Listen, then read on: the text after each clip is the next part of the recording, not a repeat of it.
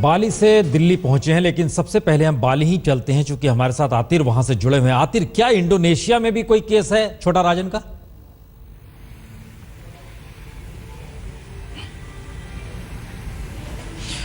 नहीं, अपने इंडोनेशिया में छोटा राजन का कोई केस नहीं है, लेकिन जो हमारी यहाँ जानकारी जो हमें मिली है इंटरपोल के अधिकारियों से, उनका ये कहना था कि रेड कॉर्नर नोटिस जो है, ये बड़ी दिलचस्प बात है, कई देशों की तरफ से जारी किया गया था, लेकिन उन्होंने भारत को प्राथमिकता दी है क्योंकि छोटा राजन जो है भारत का नागरिक है।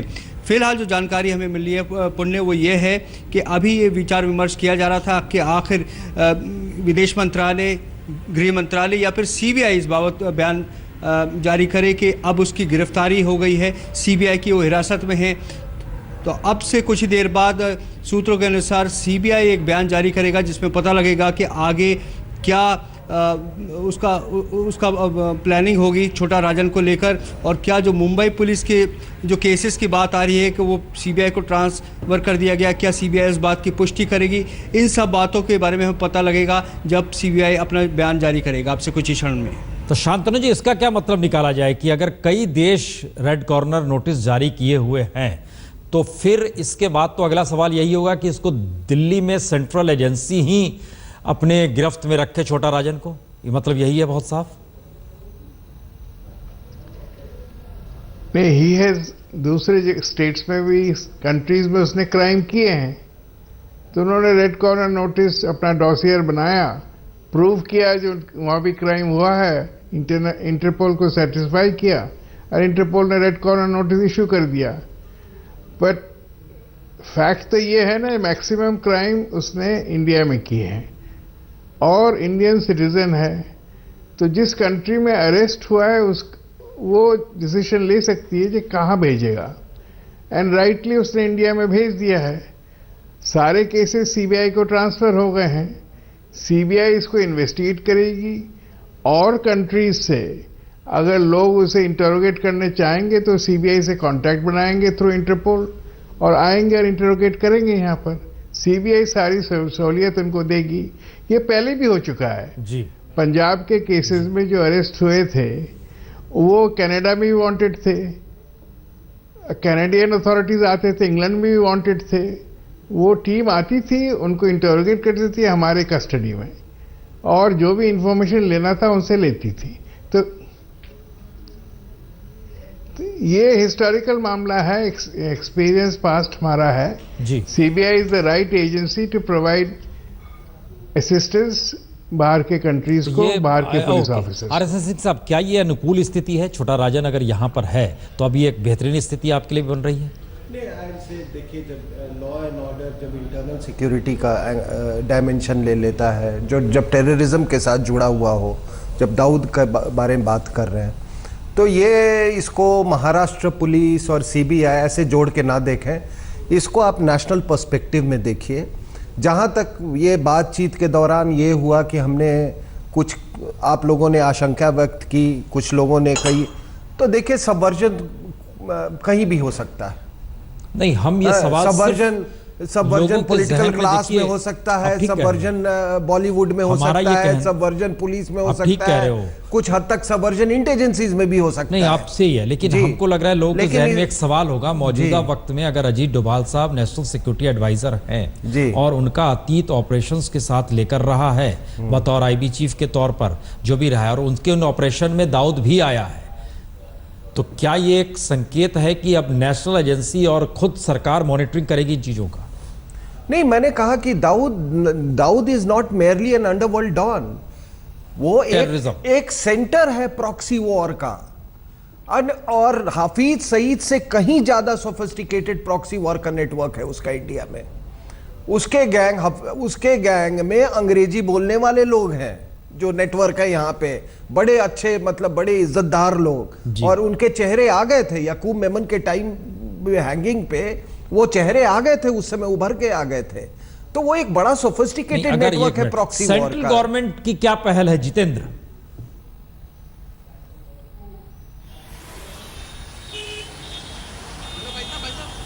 जितेंद्र बहादुर, हमारी आवाज अब तक आ रही है?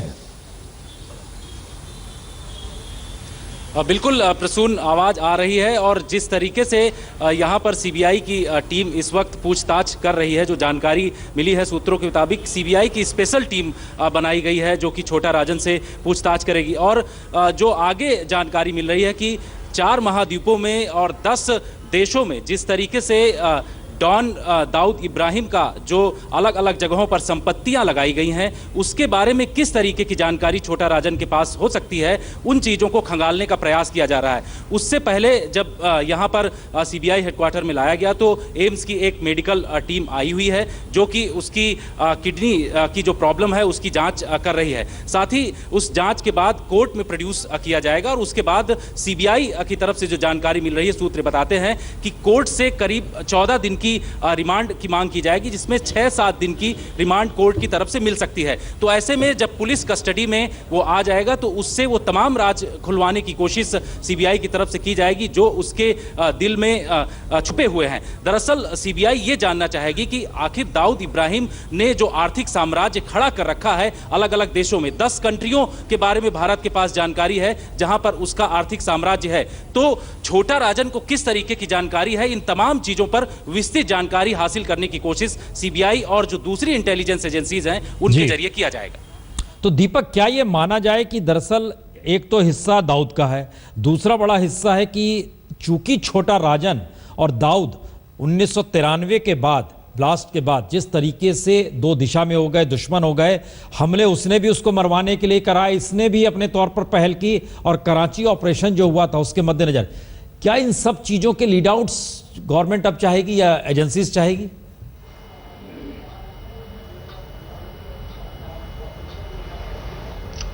देखिए प्रसून, यहाँ पर थोड़ा सा बैकग्राउंड में जाना पड़ेगा। बात करीबन 2000-2001 की, आज से 14-15 साल पहले की। लाल कृष्ण आडवाणी उस वक्त गृह मंत्री थे, कुशल Pal Singh director intelligence bureau थे, कमल पांडे होम सेक्रेटरी थे और उस वक्त अजीत डोवाल स्पेशल डायरेक्टर थे, ऑपरेशंस देखते थे। और तब आडवाणी ने डोवाल साहब को बुलाया, मैं उस वक्त होम मिनिस्ट्री कवर करता था, और कहा कि एक इस तरह का ऑपरेशन होना चाहिए, क्योंकि रट लगा रखी थी आडवाणी ने दाऊद दाऊद दाऊद। इलेक्शन पे कैंपेन में भी आडवाणी ने दाऊद के बारे में कहा था। परवेज मुशर्रफ आए थे, दाऊद से सवाल किया था, और अटल बिहारी वाजपेयी ने कहा था कि दाऊद से जो सवाल किया उसकी वजह से टॉक्स जो है वो कहीं ना कहीं डिरेल हुई हैं। तो 2001 में अजीत डोवाल ने छोटा राजन के साथ जो टीम गठित करी, जिसमें विक्की मल्होत्रा, एजाज लकड़वाला, पुजारी ब्रदर्स, इस तरह के 11-12 गैंगस्टर्स को चुना गया। एक पूरी फिल्मी स्क्रिप्ट आप सोच सकते हैं। इस टीम को भेजा भी गया और जो पहला अटेम्प्ट था, दाऊद की लड़की, छोटी बेटी का इंतकाल था, कराची के कब्रिस्तान पे आना था, और एंड वक्त पर दाऊद इब्राहिम को यह पता लगा, मुखबरी हुई कि दाऊद इब्राहिम को पता लगा कि कोई टीम आई हुई है। और ये पहला ऑपरेशन जो अजीत डोवाल ने स्पेशल डायरेक्टर किया वो एबॉर्ट हो गया। आज की तारीख में आप टाइमिंग देखिए कि वो अजीत डोवाल आज की तारीख में नेशनल सिक्योरिटी एडवाइजर है। और मुझे लगता है कि अगर राष्ट्रीय सुरक्षा सलाहकार ही अंडरवर्ल्ड का एक्सपर्ट है तो कहीं ना कहीं जो बार बार राजनाथ सिंह कहते हैं कि इंतजार करिए, प्रतीक्षा करिए, जब भी मैंने 2-3 बार उनसे सवाल पूछा है कि दाऊद इब्राहिम के बारे में, तो उनका कि प्रतीक्षा करिए, कई बाइट्स में उन्होंने कहा है। तो हमको इंतजार करना चाहिए। लेकिन हां, बहुत से ऐसे ऑपरेशन, मैं सिंह साहब की एक बात से इत्तेफाक रखता हूं कि राष्ट्रीय हित में बहुत सी चीजें हम टीवी पे बता नहीं सकते, लेकिन हां, हिंदुस्तान जहां तक अंडरवर्ल्ड की लड़ाई है, अब एक ऐसे मोड़ पे खड़ा है कि एक स्टेप अगर आगे लेते हैं डोवाल साहब और उनकी टीम, तो कोई बड़ी खबर प्रसून आपको मिल सकती है सुनने के लिए आने वाले दिनों में। जोगिंदर सिंह जी, अब यहां सवाल है, आपका एक लंबा एक्सपीरियंस जो सीबीआई डायरेक्टर के तौर पर जो भी रहा, जिस रूप में रहा, क्या यह माना जाए कि गवर्नमेंट ऑफ इंडिया अब छोटा राजन को सिर्फ अंडरवर्ल्ड के तौर पर नहीं बल्कि उस टेररिज्म और उस नेक्सस के तौर पर जिसका जिक्र रॉ के अफसर RS सिंह साहब कर रहे हैं, उस दिशा की में छोटा राजन को फिट किया जाएगा एज ए स्ट्रेटजी? नहीं, इसलिए नहीं हो सकता। Law and order investigation state subject है। हाँ, इन्होंने नेशनल इन्वेस्टिगेटिंग एजेंसी बनाई है। कभी तक कोई केस ना दाऊद के खिलाफ ना राजन के खिलाफ उस एजेंसी को ट्रांसफर किया है। तो पहली पोजीशन है कि सेंट्रल गवर्नमेंट का कोई स्टैंड ही नहीं है अनलेस कल के बीच में और आज के बीच में कोई स्टैंड हो गया हो जिसका आपको पता हो, मुझे नहीं पता हो, क्योंकि प्रेस वाले जो है इन चीज़ों के बारे में ज़्यादा जानते हैं।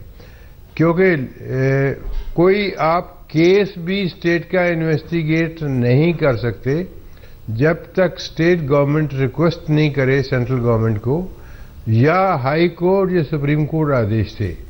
To the best of my knowledge अभी तक कोई ऐसा ऑर्डर ना सुप्रीम कोर्ट से आया है ना हाई कोर्ट से आया है। जो जूनियर जजेस हैं लेस देन हाई कोर्ट, उनके पास कोई अथॉरिटी नहीं है कि वो कहें जी ये केस सिर्फ सीबीआई करेगा। Is in more than once cleared.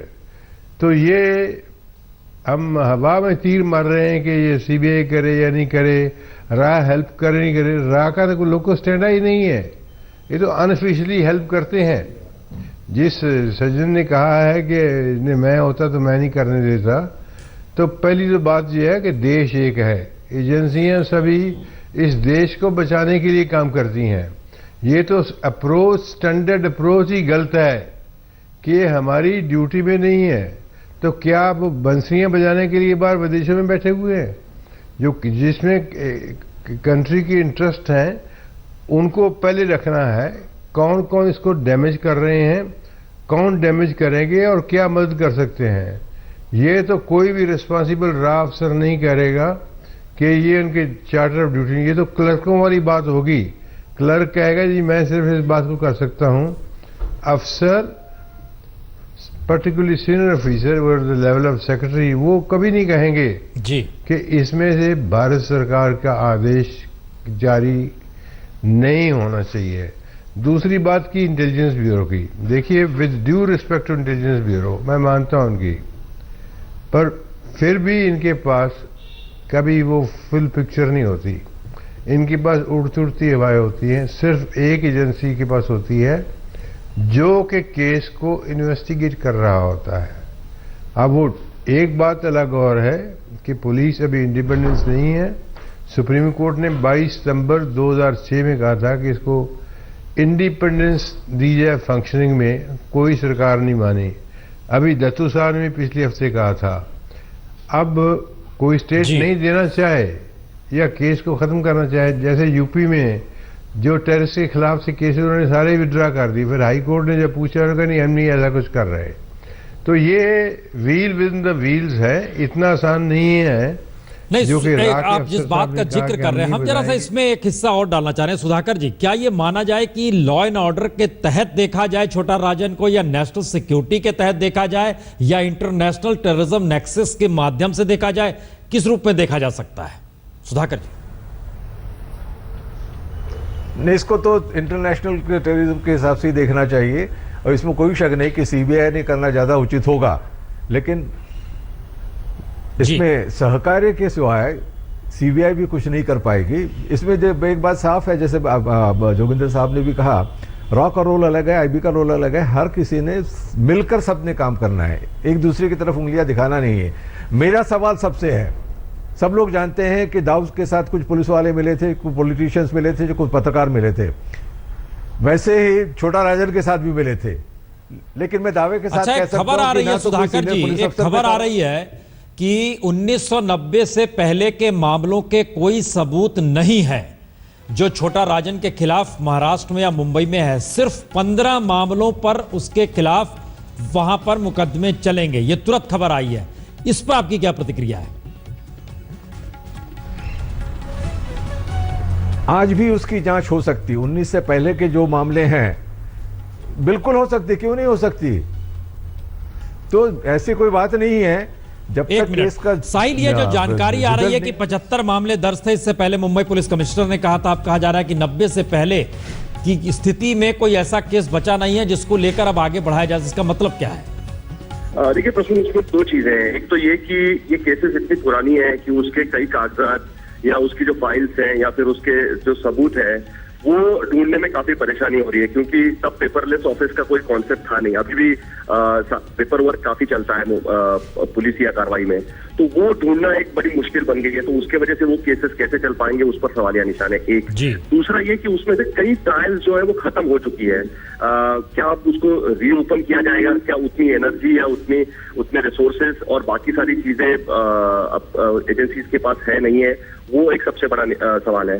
तो ऐसे में पुलिस ने ये तय किया था कि जो 15 या 20 मुख्य मामले हैं, जिसमें खास करके एमसीओसी यानी मकोका के तहत जो मामले हैं, कुछ पाड़ा के तहत उसके खिलाफ मामले हैं, एक्सटॉर्शन के कुछ बड़े मामले हैं जिनका फ्रेश सबूत उनके पास है, अभी भी ट्रायल जिनके चल रहे हैं, वही मामले उस पर चलाएं, उसी पर कॉन्सेंट्रेट करें। और क्योंकि वो बड़े मामले हैं, वो सबसे बड़ी चुनौती है। और लेकिन अब मामला यह है कि चूंकि महाराष्ट्र सरकार ने यह तय किया है कि सारे मामले सीबीआई को सौंपे जाएंगे, तो पेपर ढूंढना, उसके कागजात ढूंढना, ये सबसे बड़ी मुश्किल मुंबई पुलिस के पास है। क्योंकि अगर सीबीआई को ट्रांसफर करना है तो विथ ऑल पेपर, सारे कागजातों के साथ, सबूतों के साथ वो पूरी फाइल सीबीआई को सौंपनी पड़ेगी।